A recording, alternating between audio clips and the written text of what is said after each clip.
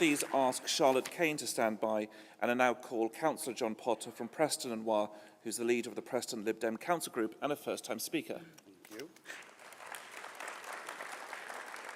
Conference. I'm proud to be a trustee of an incredible charity that runs a community centre in one of the most economically deprived areas of Preston.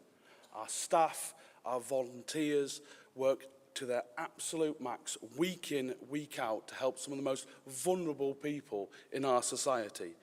But despite those efforts, we can't keep up with demand. Our food pantry is always oversubscribed.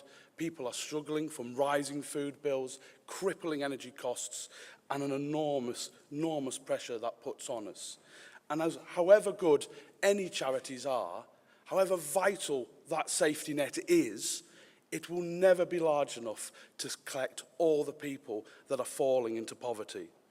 And poverty is like a virus. Its consequences spread into so many aspects of our life. Not just food, not just hunger, not just the cold, but the life chances and future possibilities for those that are affected.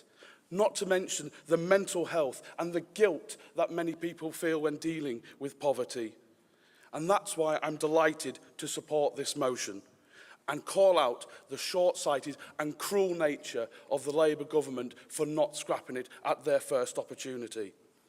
Now, I was elected 14 years ago yesterday, and for those years, I have had to suffer endless waves of arrogant, sanctimonious and moral preaching from a Labour Party.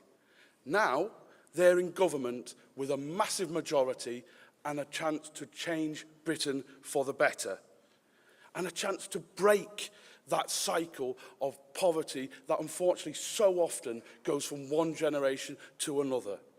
And what are Labour doing? They are already failing this test, their first test they had in government. And my liberalism won't allow them to have a free pass. My liberalism won't accept this is the best our incredible country can do. And my liberalism won't accept that any child stuck in poverty isn't a priority for our government. So I choose a decision to fight them on it. Because if Labour won't do the right thing, we have to force them to do the right thing. Labour have a responsibility with their power, and if they don't use it, we have a responsibility to take that power away from them. We must challenge them door by door, ward by ward, council by council. Because of course, Conference, we should vote for this motion, but Labour will not care if all we do is talk about it in this room. We have to go and challenge them out there in our wards, in our community, who are feeling it more than anybody else. So please support this motion. Thank you, Conference.